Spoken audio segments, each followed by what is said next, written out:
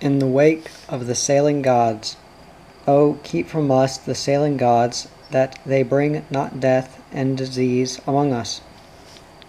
The good wind with which I set out from Papeete quickly dropped, being nothing but a morning air, and for a day and a night and the next day the ship dribbled onward in baffling catpaws from Tahiti and Morea's high hills, the ship out of command and swinging now towards the sea smoke of the surf on the Tahitian reefs, and now towards Morea. I wished that I could be quickly gone, since I had to go, but we lolled about, and in the evenings saw again the houses of Ponavia and Paya, and the ship tossed fretfully, with no steerage way and no wind blew.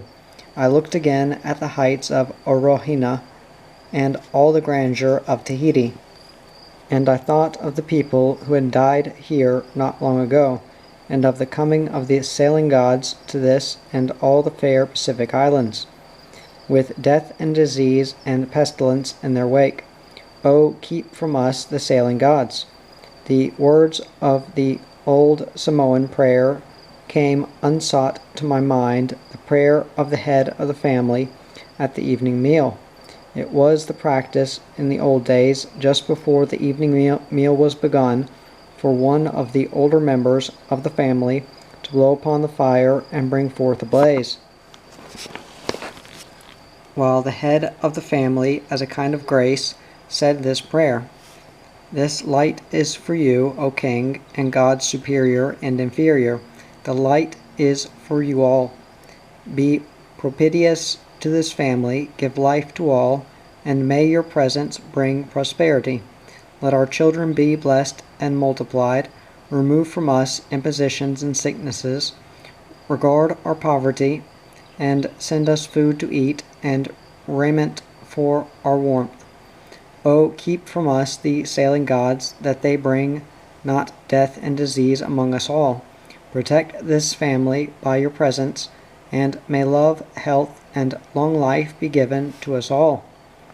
There was another old prayer at the drinking of the ava, when it was customary for the head of the family to throw a little from a special bowl on the ground as an offering to the gods, at the same time saying, "Here is ava for you, O sailing gods.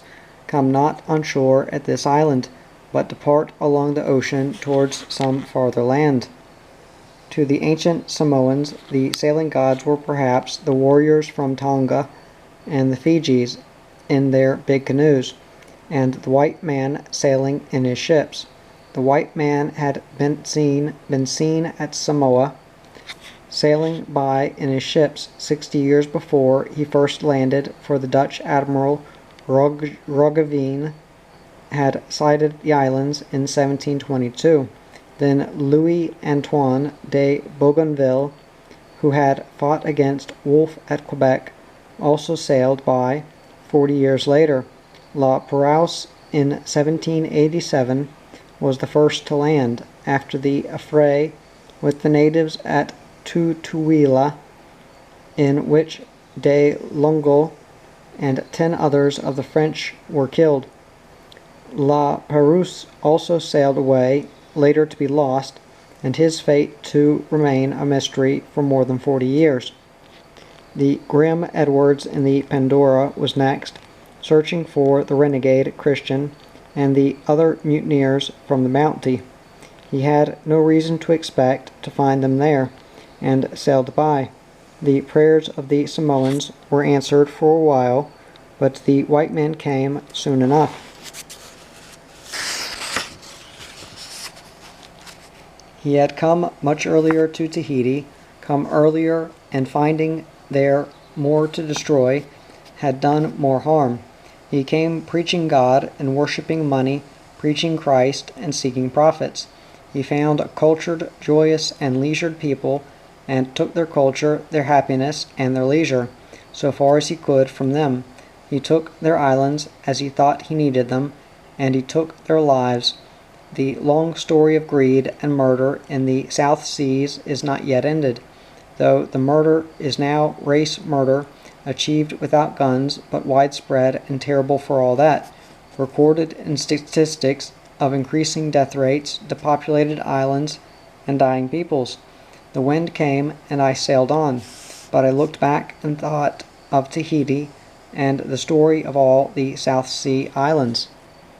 All kinds of theories have been put forward with regard to the prehistory of the Polynesian people, but none has secured universal acceptance, and I, having no claims to competence as an ethnologist, shall not attempt either to expound them or to decide between them.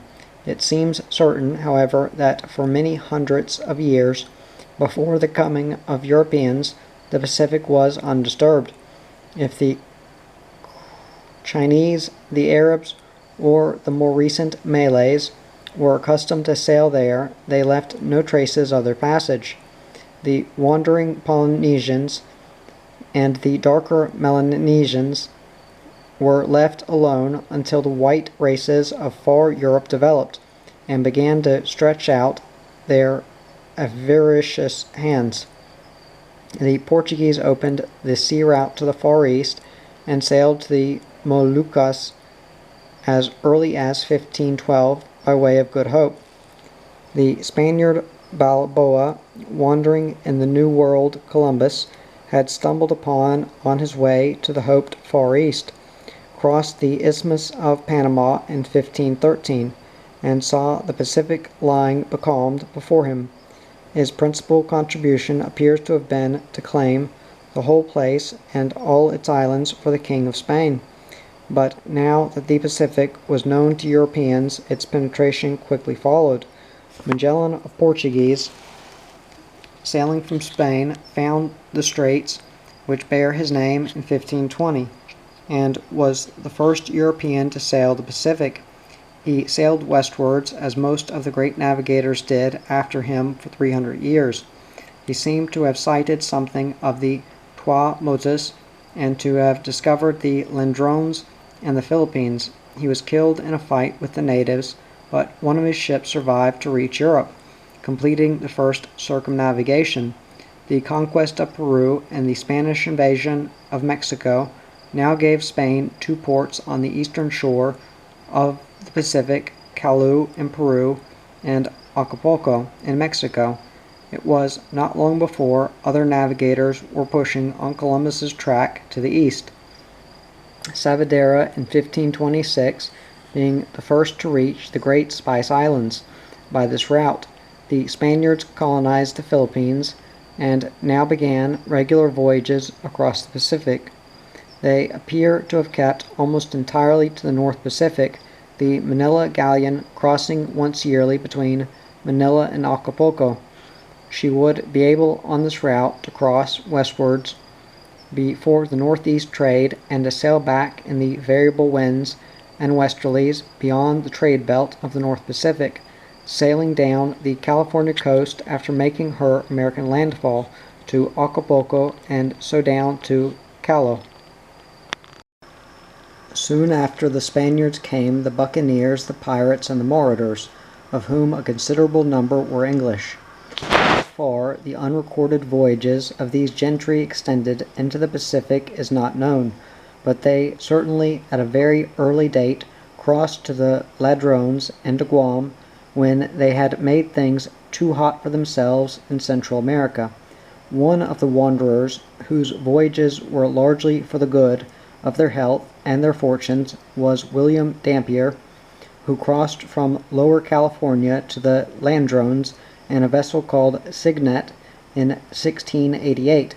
He careened his ship on the northwest coast of Australia, but did not think much of that place. The Spaniards, having successfully set up the commerce between the Philippines, Mexico, and Peru, soon extended their activities. Odd voyagers and gentlemen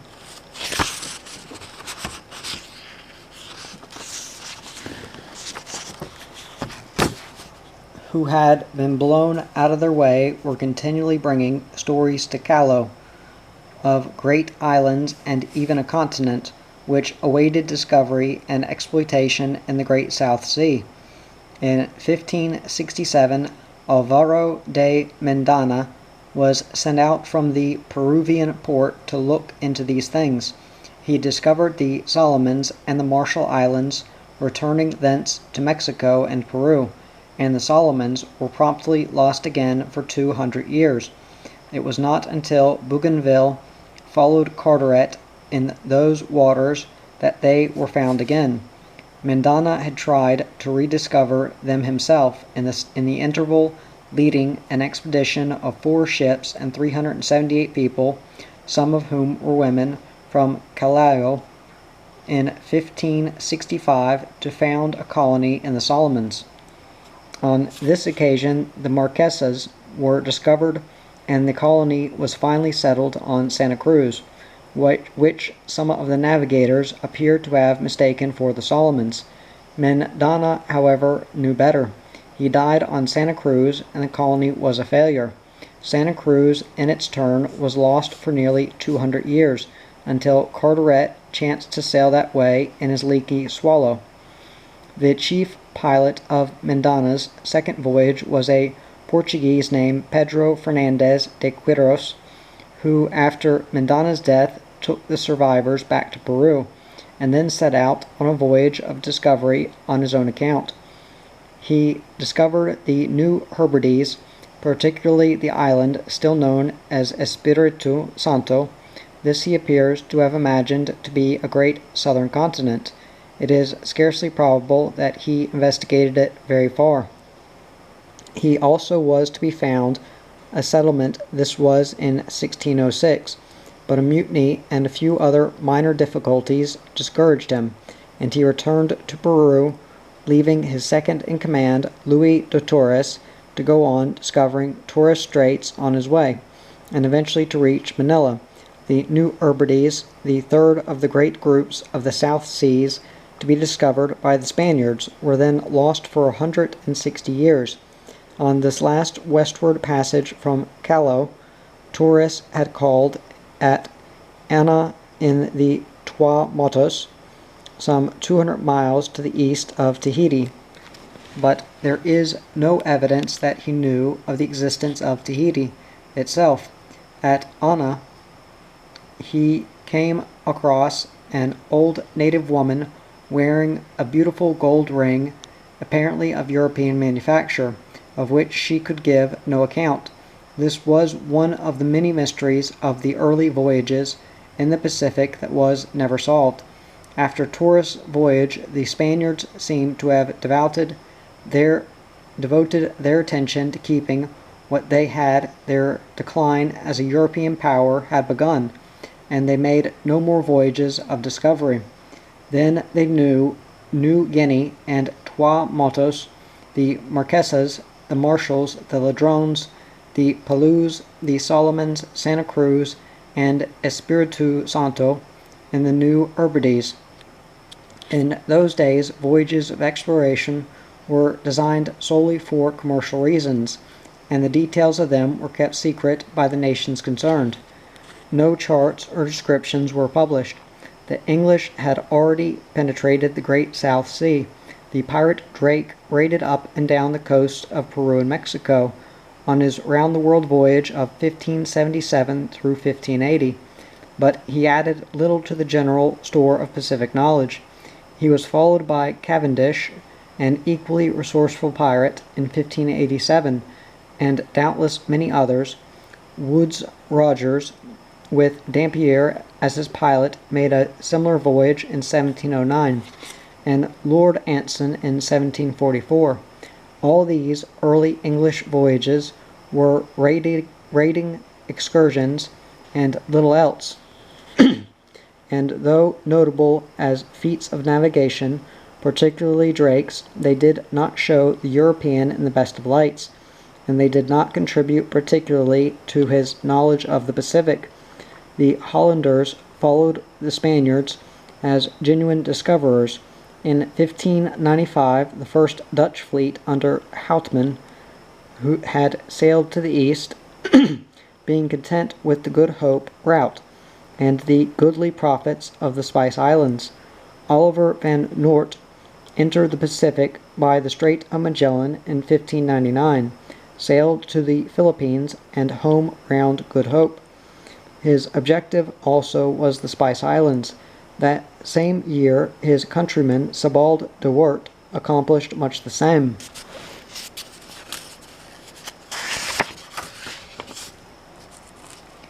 Voyage. In 1615, two more Hollanders, William Schouten and Jean Lemaire, found the route round the Horn to the Pacific. This, bad as it was a great improvement on the old ways by the Straits. Magellan Straits in these days still worry the navigating officers of big steamships. Their successful negotiation and sail was always immensely difficult. So indeed was the westward rounding of the Horn, but their ships had at least sea room. Schouten and Lemaire crossed the Pacific in the zone of the southeast trade, being the first since those ambiguous navigators, Mendana, Torres, and Quiros, to follow this route. They saw the Tonga group and other islands, and eventually reaching their objective in the East Indies, were promptly flung into jail for infringing the rights of the Dutch East India Company, whose officials refused to believe that they had discovered a new route to the Pacific. This was poor reward for what really was a memorable and should have been a fruitful voyage. The Honorable East India Company itself, a few years later, his first voyage was in 1642-1643, sent Abel Janssen Tasman with two ships, the Heemskerk and the Pink Zeehoorn, on a voyage from Batavia to the South Seas. Tasman saw Tasmania, New Zealand, and Tonga, and returned to Batavia by way of the North New Guinea. However, he had found nothing worth exploiting, and his achievements were accordingly frowned on. Sent out again to find a route to the islands of Solomon in the South Seas, where there was thought to be gold. He reached a dead end in the Gulf of Carpentaria, missing Torres Straits, which would have brought him to his objective, and returned. He was not sent out again. Admiral Roggeveen made another circumnavigation by way of the Horn and Good Hope in 1721-22, discovering Easter Island and some of the Tuamotus, which early became unpopular with navigators. Roggeveen left one of his ships on the reefs of Takapoto, and 100 ships have followed it on the reefs round those dangerous waters. The Dutch merchants were satisfied with the possessions they now had and the profits they were making, which were considerable. There was an end to Dutch exploration, and the Hollanders devoted their talents and their energies to keeping what they had. In this they had succeeded very well. It was now the turn of the English, who during these 200 years had steadily risen to a position of dominance in Europe. So far as exploration is concerned, the voyages of Drake, Cavendish, and Anson may be disregarded. The first long voyage explorer actually to reach the Pacific was the buccaneer William Dampier, who was sent out in charge of His Majesty's ship Roebuck, an ancient and decrepit vessel, in 1699. It was Dampier's intention to beat round the Horn to the westward and crossing the Pacific in the southeast trade, to reach the east coast of Australia. This, however, he was unable to do because the Roebuck was too weak and ancient to stand up to the battle with the storms of the Horn. Dampier would have kept on, but his crew would not, and he had to turn and run eastward with the west winds going by way of Good Hope. He thus reached Australia's western shore and achieved little, for of this place he had already a low opinion. Sailing onwards round New Guinea, he came upon New Britain and New Ireland, but instead of crossing the Pacific and going home round the Horn, which no navigator apparently had then done, he returned by way of Good Hope again, and the old Roebuck sank beneath him somewhere near the island of Ascension. For over 60 years, the Dampier's voyage, the English sent no more exploring ventures to the South Seas. Then in 1764 came at last a reawakening of interest in discovery. Commodore Byron was sent out in the ship Dolphin, the first vessel to be coppered against the tropic worm. He was followed by Wallace in the same vessel, and Carteret in the Swallow. It was remarkable how the English naval officers were able to sail before the southeast trade.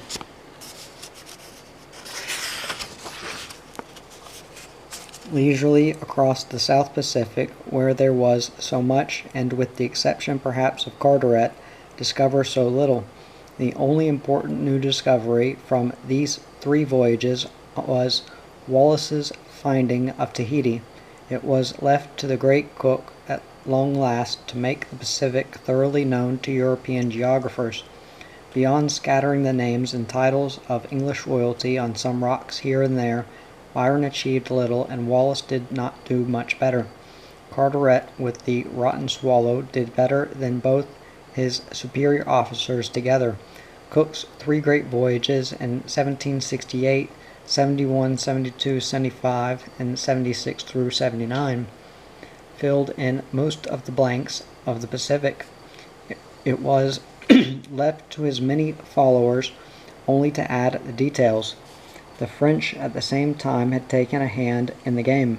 Bougainville, who touched at Tahiti after Wallace and saw Samoa and several of the Solomons, de Surville, Kerguelen, Marion de France, and who was killed by the Maoris in New Zealand, La Perouse, lost at Vanikoro, de Entrecasteaux, and others, made noteworthy voyages. Of Englishmen who followed Cook in the South Seas, Vancouver perhaps achieved the most. Bligh of the Bounty added to his country's renown, and his mutineers added to its settlements. Edward of the Pandora lost his ship. Wilson brought missionaries in the Duff. The end of the Pacific paradise was in sight when Cook discovered New South Wales, and the settlement of Sydney in 1787 sounded the death knell of peace in the Pacific.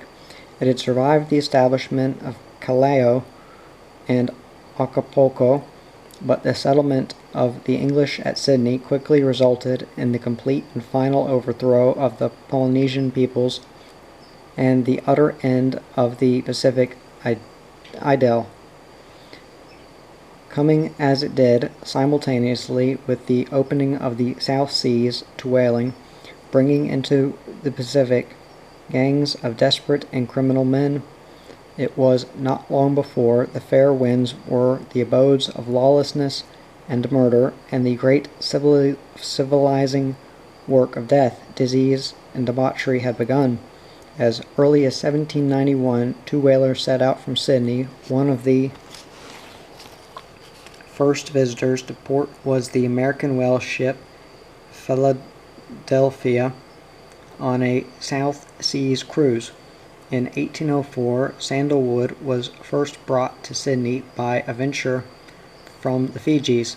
In 1847, the redoubtable Ben Boyd first brought Kanaka laborers, and long before wandering mariners of slight scruples and great thirst had found the Trocas, the Trepang, and the pearls poor Pacific. It was the end. First there was a great spreading of white bums, beachcombers, and hobos, which has not yet ceased, runaway sailors from the whale ships, and convicts from Botany Bay and Norfolk Island. At a very early stage in Pacific history, the spread of these debauched drones, as they usually were, had reached surprising proportions, so that on the first official discovery of the island of Rotuma, there were no less than 40 whites found there, most of whom had escaped from New South Wales when the mission ship Duff first touched at Tahiti in 1797. Her people were met on the beach by a Swede who had deserted from some ship. Even before that, when Edwards came in the Pandora to apprehend the Bounty mutineers, he found the services of one John Brown, deserter from the American whale ship Mercury, most useful. When the Duff moved on to Tonga to land more missionaries, she found 3 white hobos living there. When John Williams landed first at Samoa, there were again several there. There was soon scarcely an island without its quota of renegades and undesirables, for at first the natives thought all white men to be the same, and chiefs were glad to have one of the noble race in their retinue. These men were a great hindrance to the work of the early missionaries and the recruiting of Polynesians for the crews of visiting vessels, particularly whale ships, quickly began. The returned mariners, if they did return, were rarely improved. What they learned of the white man's ways was generally of little use to them. It was largely the beauty of the great Arcadia,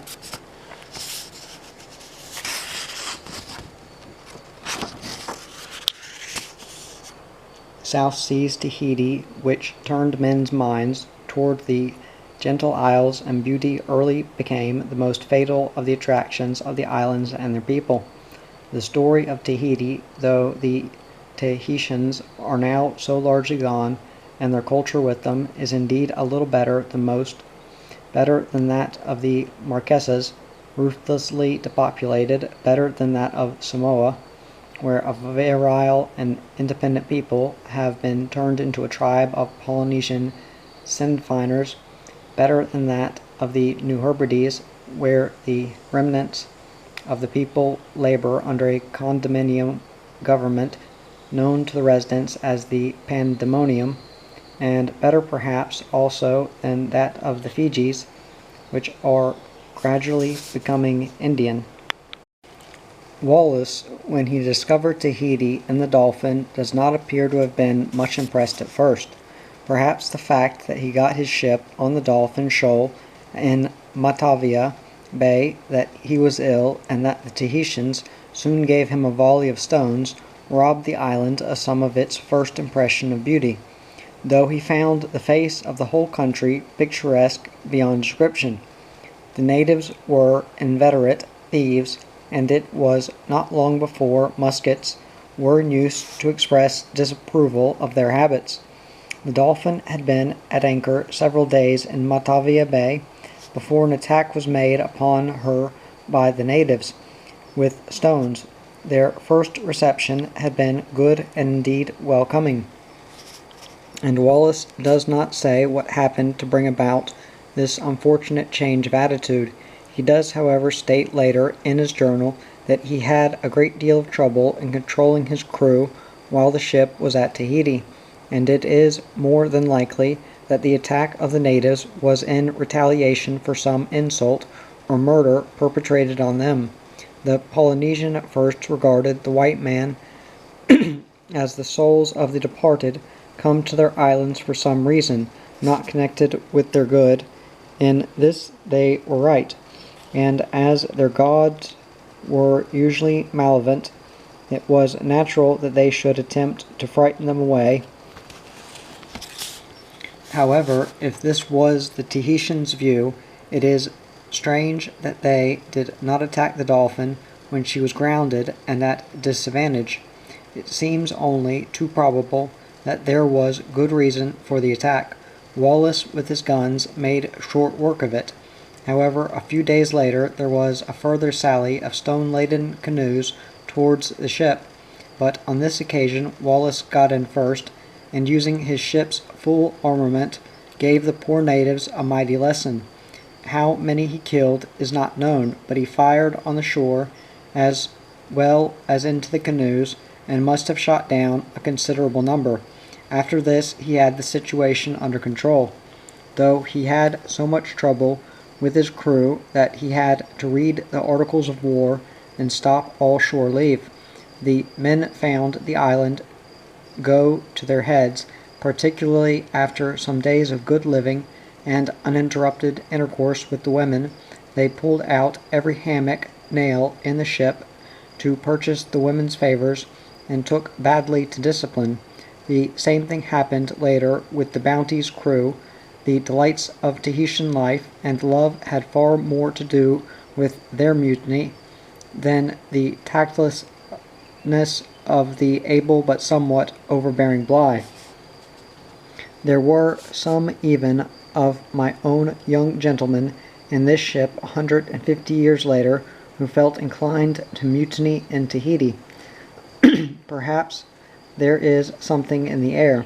Wallace, having lost his hammock nails, shot some natives, probably several hundreds, hoisted the British flag, which the natives pulled down the same night, and called the island King George III's Island, departed. He had met and made friends with the Queen, but considering what it might have been, his account of the island is brief and dull. The whole place, the English agreed, was inexpressibly beautiful, and the way of life of the islanders appealed to them. There was one dreadful contribution to Tahitian life for which Wallace cannot be blamed. He most certainly did not bring venereal disease, yet when a few years later Cook arrived in the Endeavour, this loathsome scourge was so bad that half his people contracted it. The people of the Dolphin had as free an intercourse with the natives, but she had no venereal disease either before or after Tahiti. Wallace, who appears to have been a man strict on this matter, makes careful note of the fact that he had no case either for 6 months before reaching Tahiti or for 8 months afterwards. He was followed to Tahiti by Bougainville in the frigate Boudess and the ship Etoile. Bougainville was just from Rio de Janeiro, a good place to contract venereal disorders, and Montevideo. True, he remained at Tahiti only a week, but this was long enough. He says nothing of disease, but he does remark that the sailors were greatly affected at the sight of the well-proportioned and splendid limbs of the native goddesses who welcomed them. What they did to the goddesses he does not say. It was not long before they had shot and bayoneted some of the men. Wallace had not been to Rio except for brief calls at Madeira and Porto Praya in the Cape Verdes. At neither place did his men have shore leave. He had come direct from England. We saw no appearance of disease among the natives, he records. Between the visits of Wallace and Bougainville and the second visit of Cook, 2 Spanish ships from Callao had twice touched at Tahiti, on the first occasion bringing 2 priests and a small settlement under Don Domingo de Boanecha. The priest made no converts, and the Don achieved little except to call the English slaves, and to belittle them as far as he could in the eyes of the Tahitians. He then died, and the priests and the settlement were removed. These Spaniards called Tahiti Isla de Amat, so that, after being neglected and unknown to Europeans from the dawn of history, the island was thrice visited in 5 years and given 3 different names: George III Island, Nouvelle Sethier, and Isla de Amat, none of which it kept. Beyond the shooting of some natives and the introduction of venereal disease, little else was accomplished. Buenechea did not fail to claim the island for Spain, though, as he explained, this was merely out of courtesy to the inhabitants, for Balboa had taken care of the whole Pacific and all its islands 150 years before. Bougainville, in his turn, hoisted the French flag. What the Tahitians thought of all these strange antics would be difficult to say, but they do not appear to have paid much attention. They were, however, most certainly impressed by Cook, the son of a Yorkshire farm labourer, born obscurely in the cold north country, and with no advantages beyond his determination and genius. James Cook was and remains one of the great greatest of British voyagers. Sent to Tahiti to observe the transit of Venus and to continue thence on a voyage of exploration and discovery, Cook, before his arrival at Tahiti, drew up a list of rules for all hands, the first of which ordered them to endeavor by every fair means to cultivate a friendship with the natives and to treat them with all possible humanity. He too was bothered by the thieving propensities of the lower class Tahitians, and against his orders guns were used, but for the most part his relations with all types of people in Tahiti were admirable. He found much to admire in the way of life of the Tahitians, the scene of whose almost idyllic existence realized the poetical fables of Arcadia. He found Tahiti a Garden of Eden, and did all he could to leave it so. He appears to have been one of a very few white men who came with this laudable intention and kept it. The people, he pointed out, have nothing like money, and in his view the island, beyond being admirably suited for the refreshment of ships, offered small attraction to European commerce. Cook made no secret of the fact that he hoped the white man and his commerce would not come, but he did not know of the Tuamotuan pearls, of copra, vanilla, and all those things. Our occasional visits, he wrote, may in some respects have benefited the inhabitants, but a permanent establishment among them, conducted as most European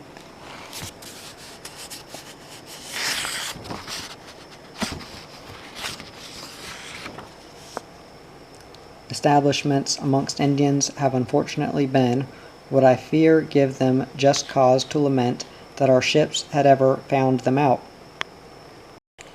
It did indeed, and it was doubly unfortunate that this first settlement should have been left to the missionaries. Though they were doubtless led by a glorious zeal and anxious to do great work for God, the story of their early career in Tahiti and the islands of the South Seas is in general lamentable. The name of God and the teachings of Christ have been evoked to cover many malpractices and to cause a great deal of suffering, not only in the South Seas. Some of the early collectors of souls for heaven did not pay much attention to the welfare of bodies. It was even urged at the time of the blackbirding for cheap labor in Australia that it was better for a native to be taken away from his home, since in Queensland he would have a better chance of finding God. If he died, he died in God, and to a certain kind of fanatic this seemed to be all that mattered. It is difficult in these days, when most of us are not sure of our own beliefs, to subscribe to this view. After Cook, who visited Tahiti 4 times and was loved the more at each visit, this same Cook is still attacked in some quarters in England because he was not in the habit of holding divine service for his men on Sundays. Came Bligh, seeking breadfruit for the West Indies. Like Dampier, many years earlier, Bligh also had to turn east at Cape Horn, and had come by way of Good Hope.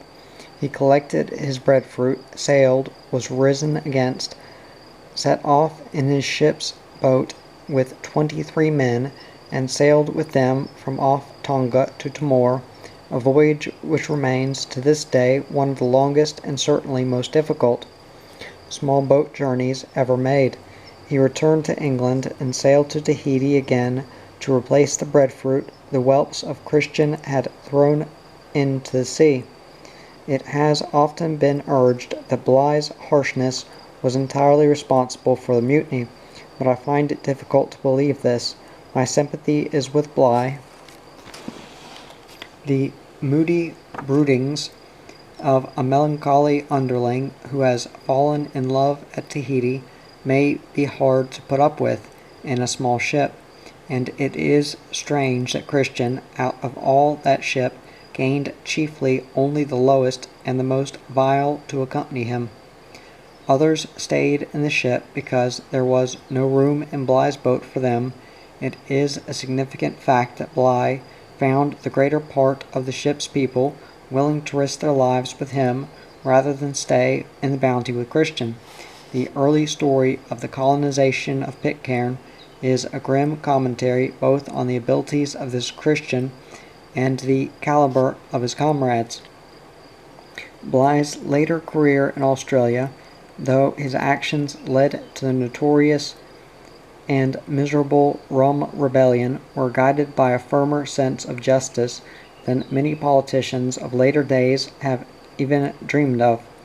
In the early days of Australia, Bligh stood preeminent as the one strong man upon the side of right, and it is greatly to be regretted that he did not remain in that country.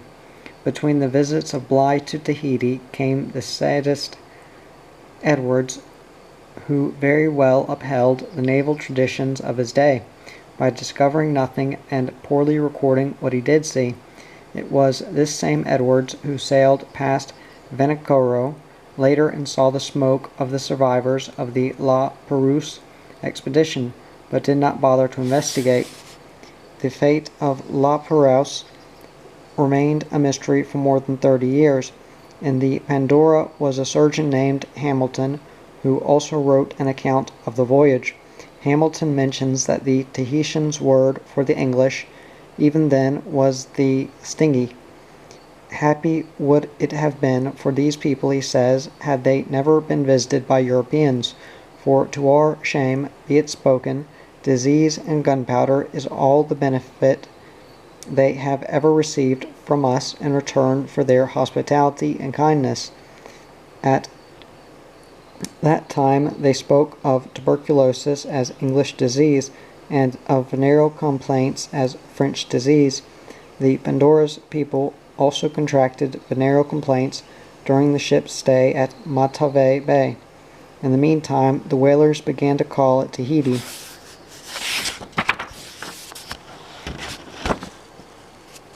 And the scum of Sydney began to pour over the South Seas. In 1797, the ship Duff arrived at Matavai Bay with missionaries from England. The publication of Cook's Voyages, which achieved widespread popularity, it is recorded that Marie Antoinette, who had never read a book through in her life, asked for this book while she was awaiting execution, and then the great wave of interest which followed the publication of the doings of the Bounty and the redoubtable Bligh directed attention to the South Seas and focused it on Tahiti. The Duff, in command of Captain Willison, a retired officer of the East India Company, sailed from Portsmouth on Friday, September 23, 1796, and made by way of the Cape Verde Islands and Rio de Janeiro towards Cape Horn. Like the Roebuck and the Bounty before her, she turned back from the Horn and ran towards Tahiti from the west, by way of Good Hope and the south of Tasmania. Tubuai in the Australs was the first land seen, and the Duff made the anchorage at Matavai Bay by way of the channel between Tahiti and Moorea. She would have done better to sail to windward of Tahiti and run down on the bay from the northeast. As it was, she had to beat for several days before finally reaching the anchorage. The day before the land was sighted, the Duff passed through a severe electrical storm. Arrived at Matavai, a stay of 10 days was made, during which a Swedish ne'er-do-well, forerunner of the considerable number of Scandinavian beachcombers later to drift to the South Seas, was useful as interpreter, though a dictionary of the language prepared by the Bounty mutineers had been brought from England. Here the people were very well received, and the majority of the Duff's 29 missionaries landed to begin their work. The Duff then sailed to Moorea to wait a while and then returned to Matavai Bay to see if the natives' expressions of goodwill were wholly meant. At Moorea, apparently, the natives did not think so highly of them, particularly the women, parties of these whose gambols in the water were as indecorous as their appearance, swam round the ship. these shameless hussies, in a painfully lascivious and wanton manner, seemed to invite the missionaries to land, but the piety of the captain and crew steeled their hearts against these barbarian sirens, and they were obliged to return without success. Perhaps, adds the chronicler, for the first time in their addresses to European seamen, some of the missionaries went fishing and caught nothing, whereat the natives gave a great howl of derision. They appeared to have been thoroughly nasty fellows, and after a shot at a few of them who had been seen thieving, the Duff went back to Matavai Bay. Here, for the time being at any rate, all was well, and the ship passed on to the Marquesas and to Tonga-Tabou. On her way back to England, the Duff again called at Tahiti, taking off the surgeon, who complained that the brethren, apparently considering he had too little to do, had appointed him to be permanent cook, an indignity to which he would not submit. One of the missionaries from the Marquesas also asked to be taken away. The Duff now finally sailed, leaving the Tahitian mission to do what it could. For some time this was very little. The natives, though interested, found mental effort difficult, and they were content to go on as they were. They could not at first understand the teachings of this new God, though miracles and stories of the marvelous had a great appeal for them.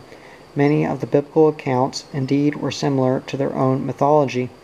However, there were reasons enough for the native point of view why the missionaries had scant success.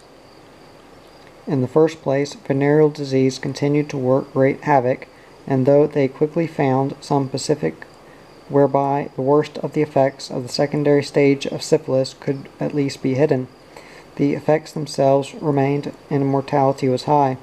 Tuberculosis and other disease increased rapidly. Each whale ship, as she came, left further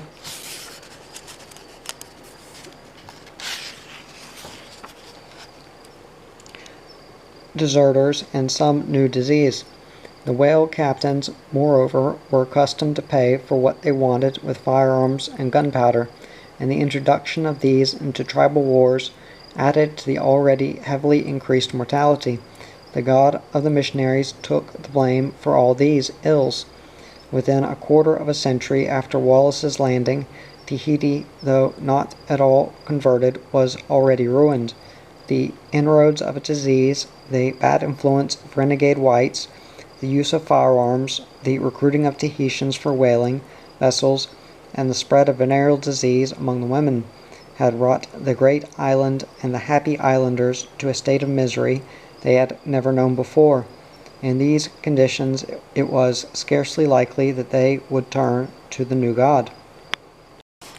An American whale ship, short on provisions, offered firearms to the Tahitian chiefs, especially to the young king, Attu, in return for supplies, but the missionaries supplied the ship free and would not permit the firearms to be landed, nor would they loan their own weapons for an attack on Raiatea.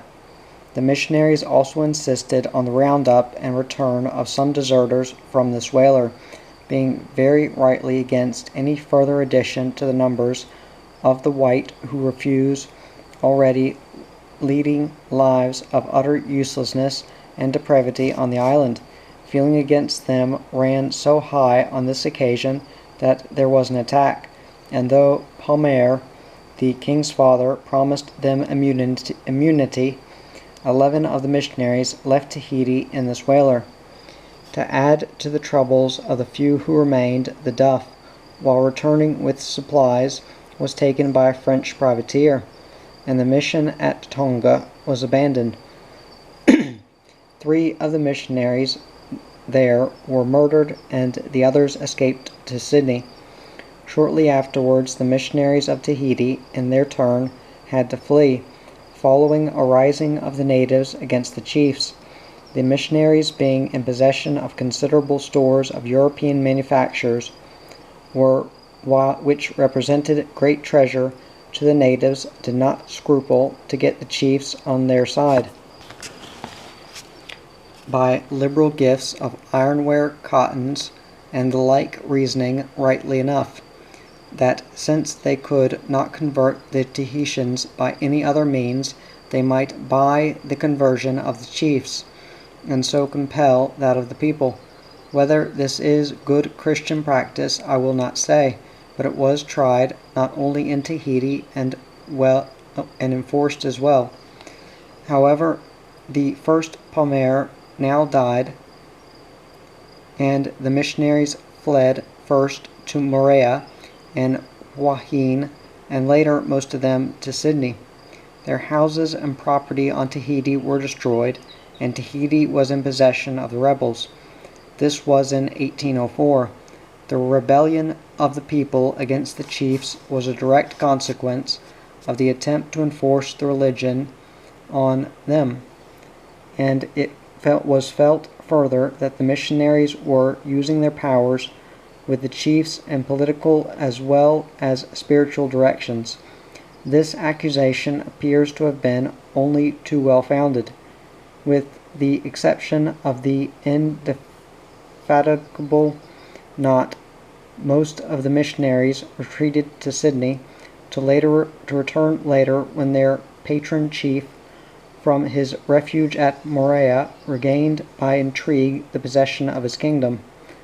The missionaries then returned to Moorea and Raiatea, and thence to Tahiti. The return of the second Palmer to Tahiti and the recall of the missionaries led to a long and bitter religious war, which continued off and on for something like 3 years, culminating in a pitched battle in which the idolaters were defeated and their leader slain. This was on November 12, 1815. Thereafter Christianity was victorious. All temples, altars, and idols were destroyed, and the reign of the missionaries had begun. Whatever may be said for the missionaries, for the excellence of their motives, their own noble self-sacrifices, the indomitable will they gave to their work, and the glorious conception of a greater living that was behind that work, the fact remains that the dominance of the Tahitians by the missionaries in the years that followed this religious war made these the saddest years Tahiti had ever known.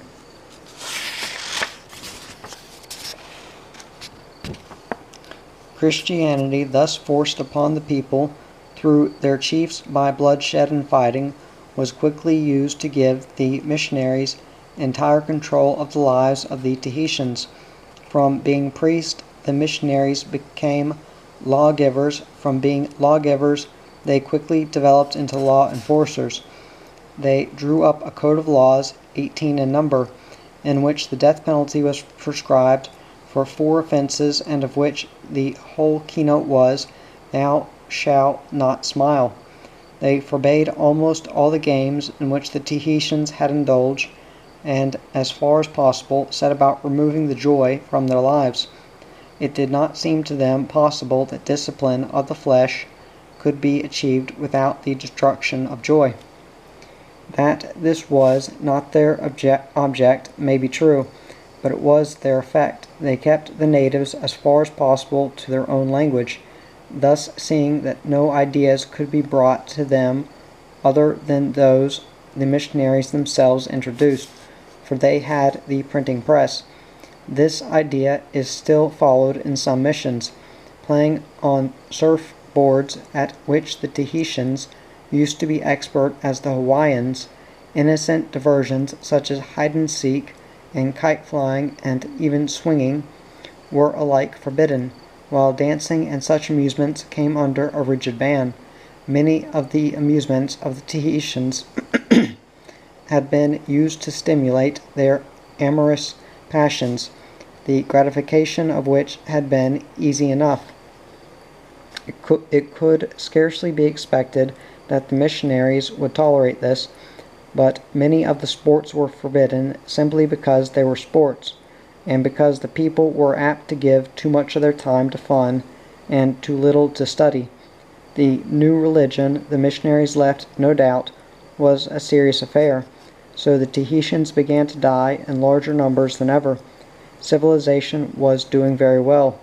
In Tahiti, the missionaries worked through the chiefs, and the king or the queen, whoever was in power in outer islands. They did not, at this stage, stop at the usurpation of regal power for themselves. What they did was, they claimed for God, but this is a dangerously inadequate argument. Life was so hemmed in by regulations as scarcely to be worth living. No white community upon earth would have tolerated such conditions for 5 minutes. At the island of Mangaia, in the Cook group, the next group to the Society Islands, of which Tahiti is the center, the code of laws, similar to those of Tahiti and elsewhere, contained such items as these. Number 14, for the village. If a man puts his arm round a woman in the road at night, and he has a torch in his hand, he shall go free. If no torch, he is to be fined $1 cash, $9 trade. Number 20, tattooing love marks. The man who does this on a woman, or the woman who does it on a man, is to be fined $2 cash and 13 trade. Number 21, Sabbath observance. No one to go to another village on Sunday without good reason. Fine $1 cash, $4 trade. Number 23, taking women inland. If a man take a woman to the mountains for bad purposes, he is to be fined 15 cash, and in addition to his other fines for fornication and adultery. Number 24, crying after a dead woman. If a man do this, and he and the woman were not relations, or if he were mourning for her, he is to be fined 15. This is taken to be proof of guilt during life. The whole code was framed with the apparently deliberate idea of destroying, or at least suppressing, the natural joy of the race, to bring home to them, the better perhaps, the enormity of their sins. The missing rule was not without its benefits, for doubtless many died in God, and as the Reverend George Turner of the London Missionary Society pointed out in the 1840s from his station at Samoa, much has been done to further the commercial interests of civilized countries. The reverend gentleman, while regretting that the Solomons did not clothe so well as they might do, remarked that they had none the less imported Manchester cotton goods alone to the value of about 15,000 per annum, and in every year increasing. This was, of course, a desirable state of affairs for Manchester. Further in his discourse,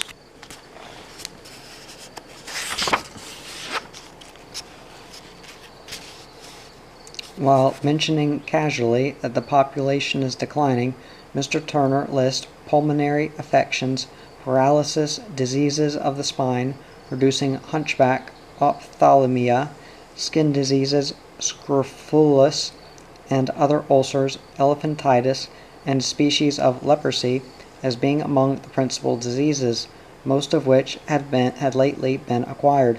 This was at Samoa. Much the same conditions existed at Tahiti. The missionaries, too, were frequently accustomed to expel from the church any who infringed their many regulations. These conditions could not continue, as in parts of Melanesia today, where the congregations of rival sects are encouraged by their leaders to interfere with one another. The worthy congregations of the London Missionary Society in Tahiti forcibly ejected some French priests who had gone there to spread their version of the good word. This sort of thing led directly to the annexation of Tahiti by the French in 1842, a protectorate which was accepted by Queen Pomare in 1846. The rest of Tahiti's history belongs almost to our own day. The traders came, of course, the pearlers, the planters, and all the rest of them.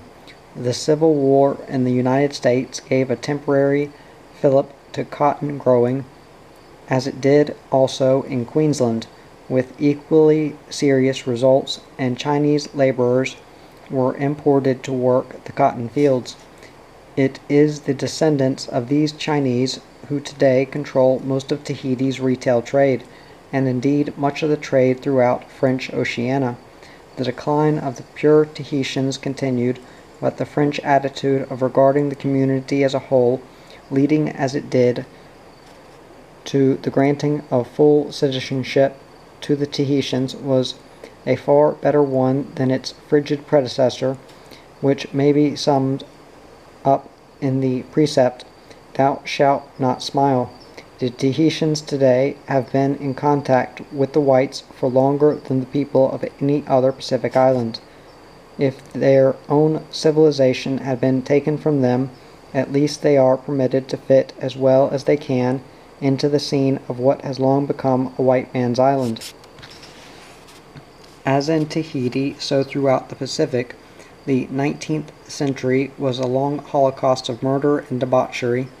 First sandalwood, then blackbirding, then importations of Asiatics to take the place of the dead natives, the alienation of much of their land, the growth of the great copra combine, the war, the depression, so it has gone.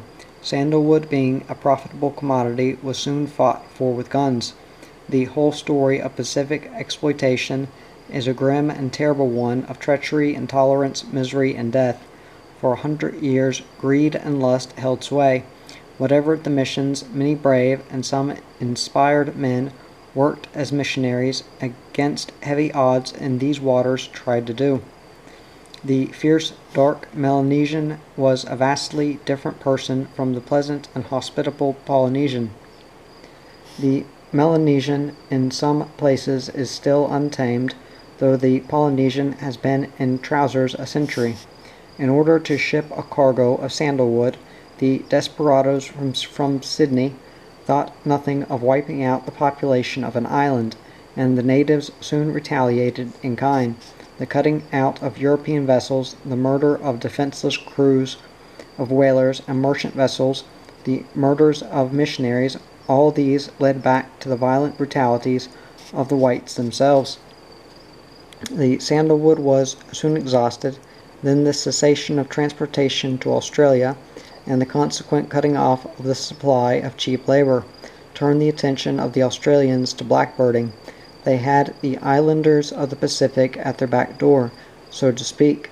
Why not let them, these heathens, have the great benefit of contact with the white men, and perhaps do a little work? This excellent idea found support so readily that in the course of a few years whole islands of Melanesia were denuded of their people, and in the 40-odd years during which blackbirds were brought to Australia, 60,000 entered Queensland alone. Many of them died there, for the death rate was very high. Others were taken to Fiji, to Samoa, to wherever they might be a market for them, there to be sold like slaves. The Peruvians, even more ungentle,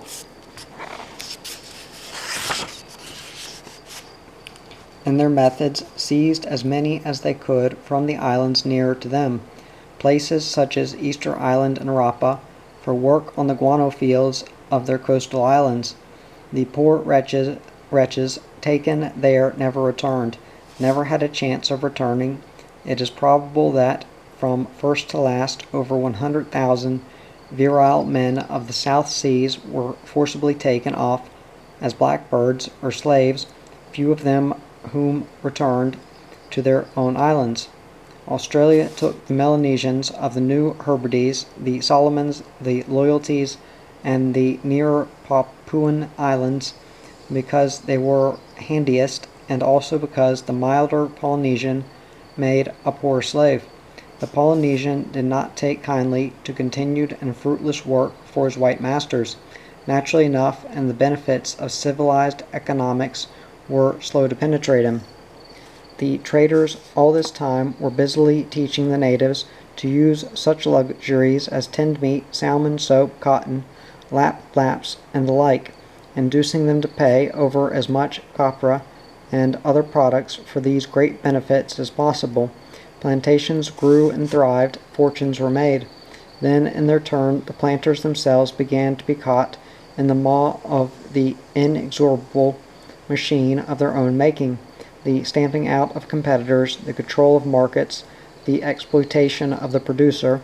The day of the copra combine came, and tin roofs and the prophet god reigned in the South Seas. The natives, futile wretches, continued to die, though some communities thrived, and the missions continued with more and more sects and more confusion to preach something of the word of Christ. But as in Tahiti today, the Tahitians share our own bewilderment, and do not know what to believe.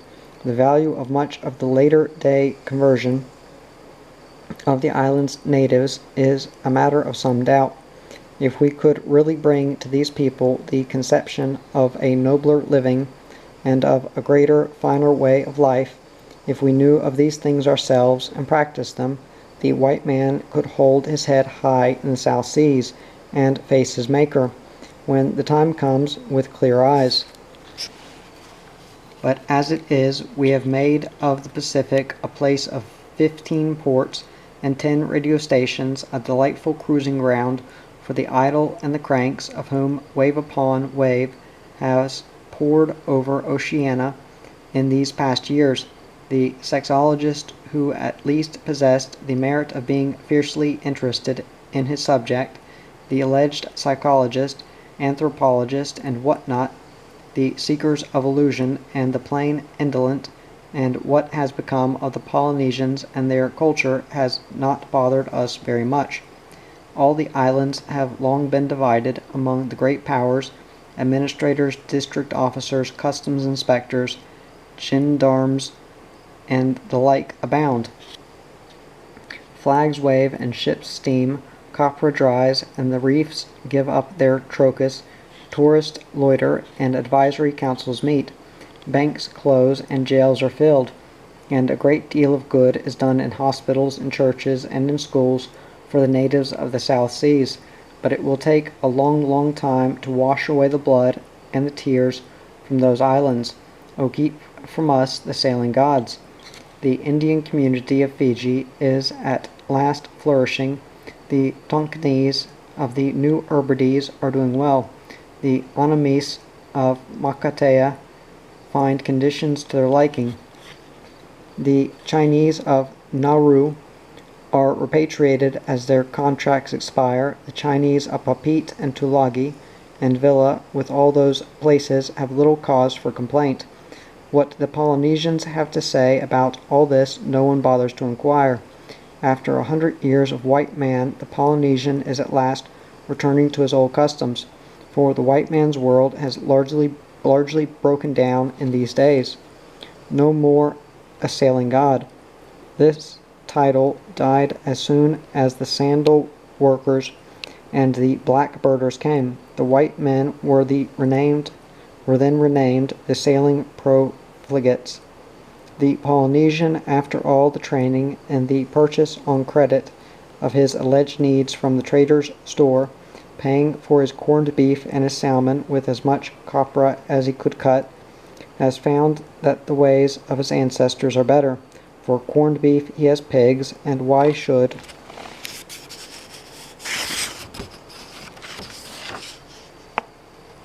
he eat salmon when his lagoon teems with better fish? He has poultry, vegetables, and fruit. These things he had before the white man came. For the cotton goods he can revive the native cloth. For his house he has ample material, waiting only to be collected. For salt he has sea water, and for lamp oil the coconut. The few contributions of the white towards his progress and his living can very well be done without. The evening of the sailing gods has come. It is only in the nature of things that they should have destroyed themselves. The Tahitians have joined the white man in his ambiguous idea of God, and go their ways, and the migratory movements of the latter-day whites come unheeded among them. It is the white now, ill-adjusted in his own world, misled by foolish books and vainly in quest of a better mode of life, who seeks to find solace for himself in the South Seas. No longer does he sail there supreme and triumphant, but the pathos of this last impermanent invasion, by the pallid and neurotic who no longer pretend even to be producers, who come in idleness seeking diversion, who thrust flowers in their ears, and themselves upon the native maidens, the weak exhibition of this pitiful advance in the fair islands of Oceania is fit enough regard for the sailing gods, who upon acquaintance turned into profligates, and worshipped only gold.